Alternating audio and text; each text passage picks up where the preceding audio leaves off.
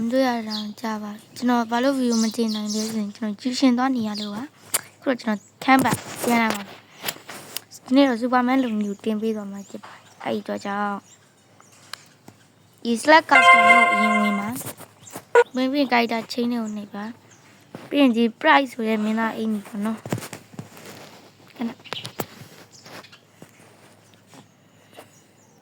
ခဏပါ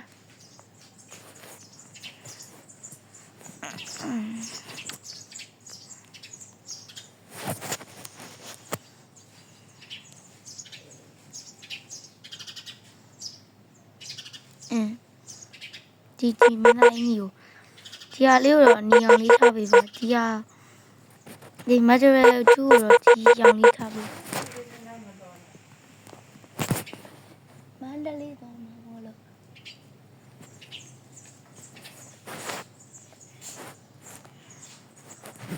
အဲ့ဒါရပါပြီစပင်းရောင်တော့ဒီစပင်းတော့ဒီအောက်ကဟာလေးကိုထားပေးစီအပြင်ထားမယ် face က0ပါ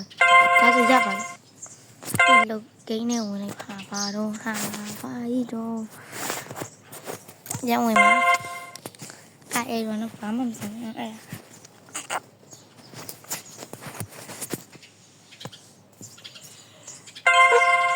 โอ้ဒါဆိုပါမယ်နောက်ကဒီဘက်ဒီမှာဒီချက်ကကြီးကထွက်နေပေါ့နော်အဲ့ဒါကြောက်နီးကျွန်တော်ပြပါဒီအောက်ကိုတန်းလိုက်ဒီမှာချက်ပတ်ဗီဇီကိုနှိပ်လိုက်အဲ့ဒါကြောက်ဒီချက်ပတ်ဗီဇီနော်ဒီဟာနော်ဒီဟာလေးပါ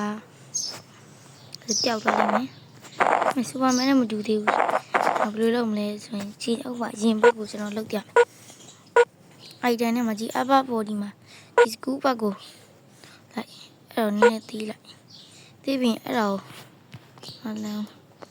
ဒီအနီကောင်အလေးကိုအပြဝိုင်းထားလိုက်ထားပြီးဆိုရင်ဘလို့ရှိကိုတိုးလိုက်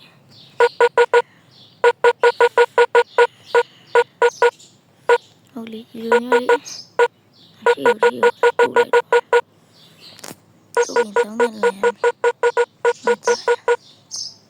နေတိုးပြီးအောက်ဆွဲအိုးဆွဲ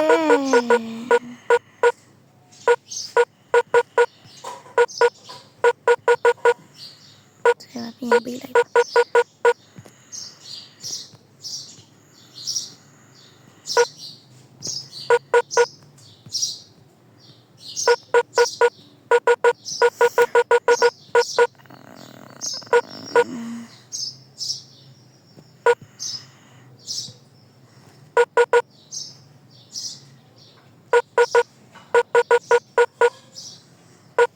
လောက်တော့မှားတယ်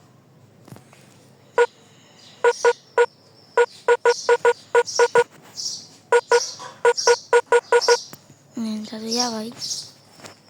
အားလုံးလည်းပိုင်းပြီမှာ